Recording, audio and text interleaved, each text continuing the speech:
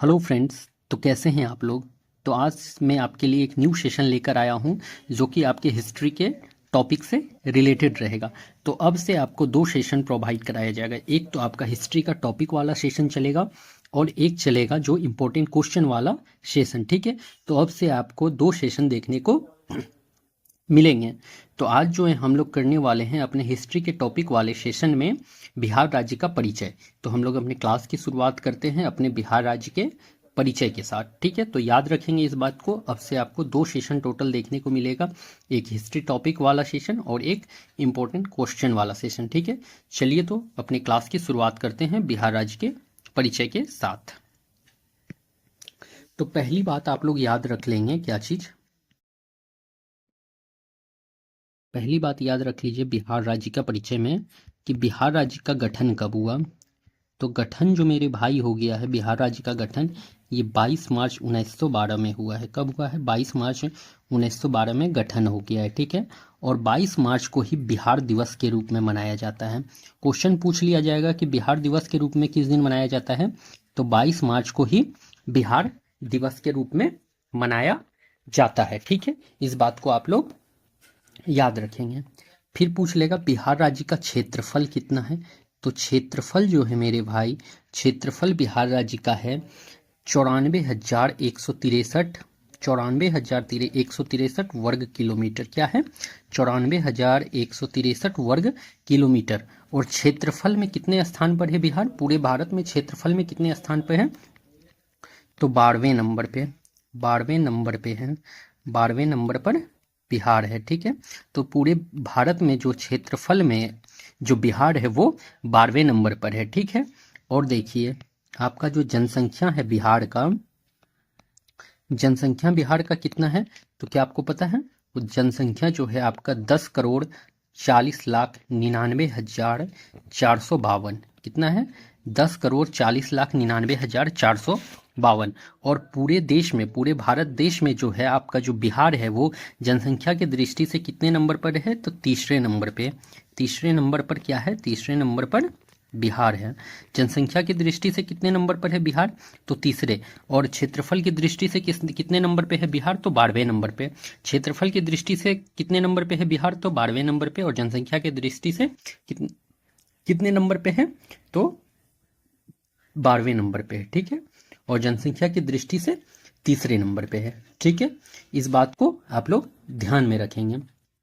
अब देखिए बिहार राज्य की सीमा जो है ना, राज्य की जो सीमा है वो कुल 3 राज्य से सटती है।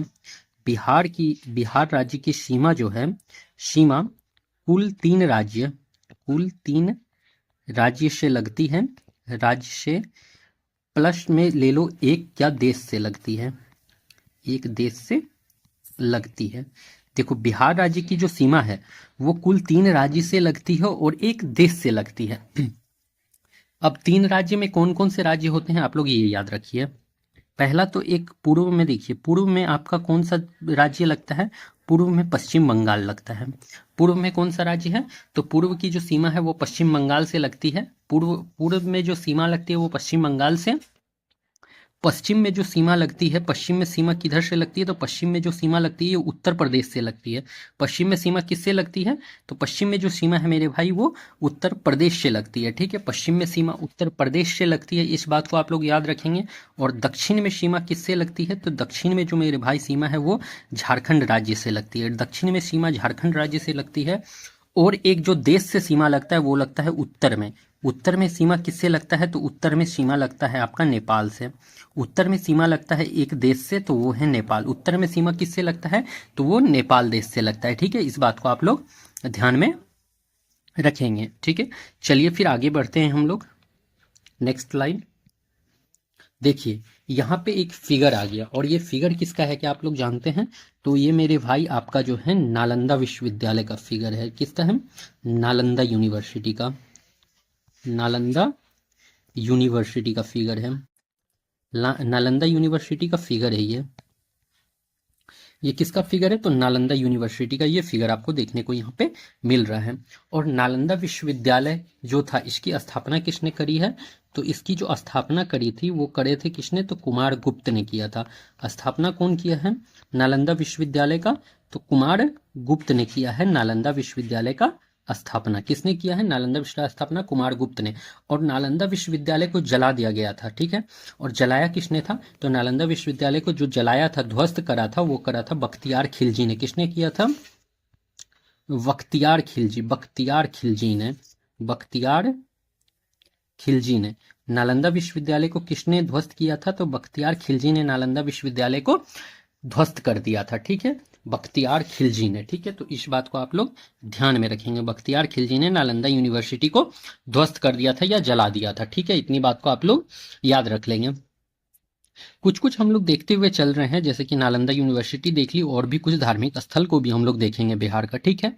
तो चलिए अब आगे हम लोग देखते हैं। अब देखिए, बिहार राज्य का जो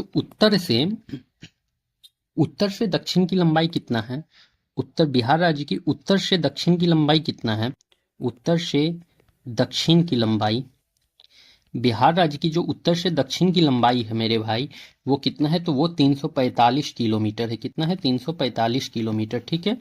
और बिहार राज्य की पूरब से पश्चिम की लंबाई कितनी है, पूरब से पश्चिम की लंबाई, पूरब से पश्चिम की लंबाई कितनी है, पश्चिम की लंबाई, तो मेरे भाई वो है आपका 483 किलोमीटर, ठीक है। ये सब इंपॉर्टेंट पॉइंट है, ये सब याद रखेंगे। 483 किलोमीटर पूरब से पश्चिम की लंबाई है, ठीक है।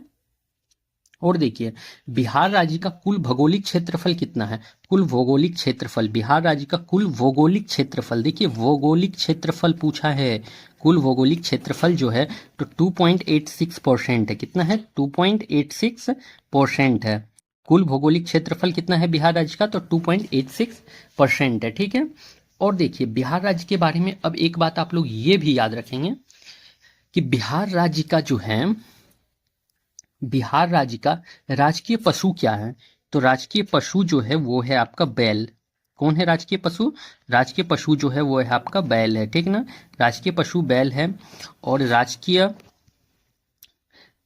राजकीय वृक्ष क्या है वहाँ का, तो राजकीय पेड़ जो है वहाँ का, तो वो पीपल है। आपको क्या है, राजकीय, बिहार राज्य का राजकीय पेड़ क्या है, तो पीपल है। राजकीय पुष्प क्या है, राजकीय पुष्प जो है आपको देखने को मिलेगा वो गेंदा है। बिहार राज्य का राजकीय पुष्प क्या है, तो वो आपको गेंदा है। क्या है, गेंदा, राजकीय पुष्प गेंदा। राजकीय पक्षी क्या है बिहार राज्य का, राजकीय पक्षी, तो पक्षी जो है आपका गोरैया है। और गोरैया जो है दिल्ली का भी राष्ट्रीय पक्षी है, गोरैया। बिहार राज्य का राष्ट्रीय पक्षी जो है, राजकीय पक्षी जो है वो गोरैया है। और बिहार राज्य का में एक पर्व मनाया जाता है जो वहाँ का बहुत ही प्रसिद्ध पर्व है, वो कौन सा है, तो वो है हमारा छठ पूजा, ठीक है। और बिहार राज्य की एक प्रमुख चित्रकला है, प्रमुख चित्रकला, तो प्रमुख चित्रकला का नाम क्या है, तो प्रमुख चित्रकला जो है मेरे भाई वो है आपका मधुबनी। बिहार राज्य का प्रमुख चित्रकला का नाम क्या है, तो मधुबनी है बिहार राज्य का प्रमुख चित्रकला, ठीक है। चलिए फिर नेक्स्ट स्लाइड की तरफ। ये देखिए, पटना हाई कोर्ट आ गया, क्या आ गया, पटना हाई कोर्ट, ठीक है, पटना हाई कोर्ट। ये कहाँ है, तो पटना में है, पटना उच्च न्यायालय का है तो पटना में ही है। अब देखिए, इसके बारे में कुछ बात याद रख लीजिए आप लोग। देखिए, इसकी जो स्थापना हुई थी, स्थापना जो हुआ था, स्थापना कब हुआ है, तो पटना हाईकोर्ट का स्थापना जो हुआ था वो हो गया था 3 फरवरी 1916 को।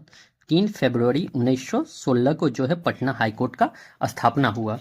और फिलहाल में जो, अच्छा पहले ये याद रखिए कि पहले जो पटना हाईकोर्ट के पहले चीफ जस्टिस कौन थे, first chief justice, chief justice जो थे बिहार, मतलब कि पटना हाईकोर्ट के पहले चीफ जस्टिस जो थे वो कौन थे, तो सर एडवर्ड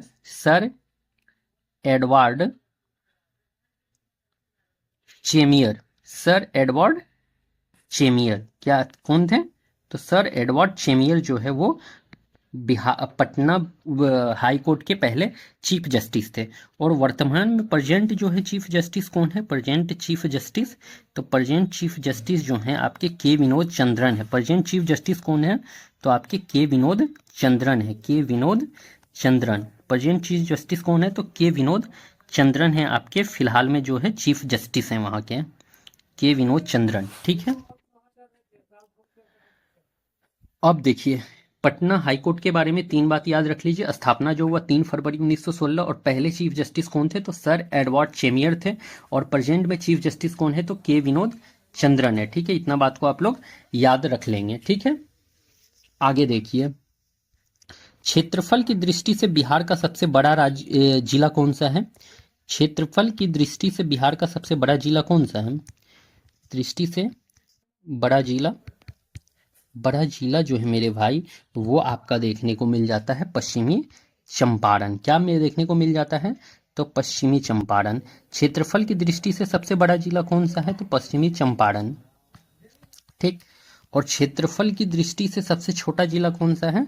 दृष्टि से सबसे छोटा जिला, तो सबसे छोटा जिला मेरे भाई वो होता है शिवहर आपका। क्षेत्रफल की दृष्टि से सबसे छोटा जिला तो वो है आपका शिवहर। क्या है? शिवहर है आपका, ठीक है। और एक चीज और याद रखिए कि सबसे जो है शिक्षित जिला कौन सा है?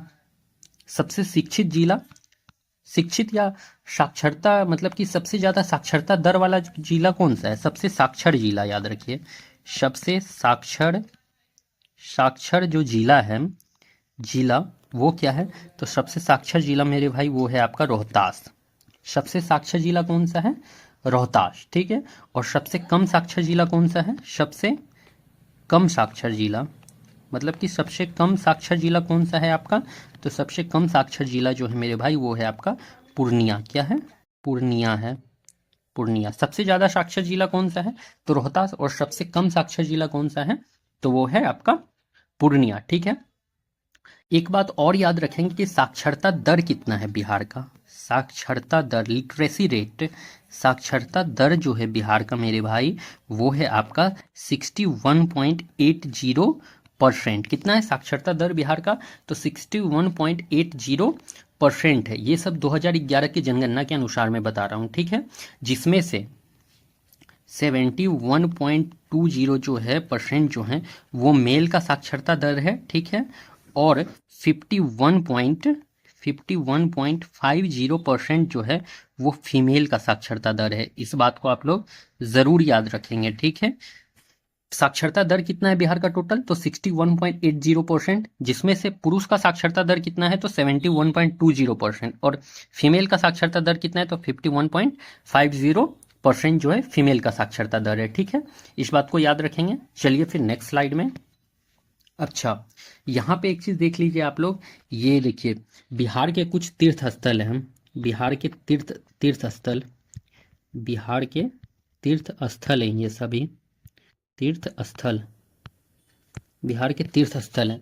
ये देखिए आपका जानकी मंदिर जो है ये कहाँ है? तो ये सीतामढ़ी में है। यहाँ पे मतलब कि आपके जो है सीता माँ की जो वो मंदिर है ये, ठीक है। और यहाँ पे राम सीता ये सभी का मूर्ति यहाँ पे आपका स्टेच्यू लगा हुआ है, ठीक है। तो ये जो जानकी मंदिर है ये सीतामढ़ी में आपका स्थित है, ठीक ना। नेक्स्ट है आपका, देखिए ये है शेरशाह, ये देखिए शेरशाह सूरी का मकबरा है। शेरशाह सूरी का क्या है? मकबरा है। शेरशाह सूरी का मकबरा। और ये कहाँ पर है? तो ये आपका सासाराम में स्थित है, देखिए। और ये इसे ना भारत का दूसरा ताजमहल माना जाता है। भारत का दूसरा ताजमहल, भारत का दूसरा ताजमहल, इसे भारत का दूसरा ताजमहल माना जाता है, ठीक है।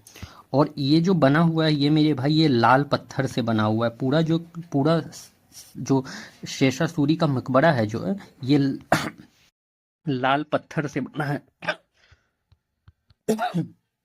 लाल पत्थर से बना हुआ है, ठीक है। और ये देखिए आपका ये क्या है? महाबोधि मंदिर है। क्या है ये? महाबोधि मंदिर है। यहीं पे जो है ना गौतम बुद्ध को ज्ञान की प्राप्ति हुई थी। महाबोधि मंदिर, गौतम बुद्ध को ज्ञान की प्राप्ति यहीं पे हुआ था। गौतम बुद्ध को जो है ज्ञान की प्राप्ति इसी जगह पे हुआ था, ठीक है। और एक बात याद रखेंगे, जो ये महाबोधि मंदिर है ये जो है आपका यूनेस्को के विश्व धरोहर के लिस्ट में जो है शामिल है। महाबोधि मंदिर क्या है? ये जो आपका यूनेस्को का जो विश्व धरोहर होता है उसके लिस्ट में ये मंदिर शामिल है आपका। और ये बिहार का एक मंदिर है जो कि यूनेस्को के लिस्ट में शामिल है आपका, ठीक है। चलिए फिर नेक्स्ट स्लाइड की तरफ देखिए। अब आगे हम लोग बढ़ते हैं और देखते हैं आपका कुछ और। अब देखिए सबसे अधिक जो जनसंख्या घनत्व है, बिहार का सबसे अधिक जनसंख्या घनत्व किस जिला का है? ये आपको क्या पता है? बताइए। सबसे अधिक जनसंख्या घनत्व, जनसंख्या घनत्व, घनत्व।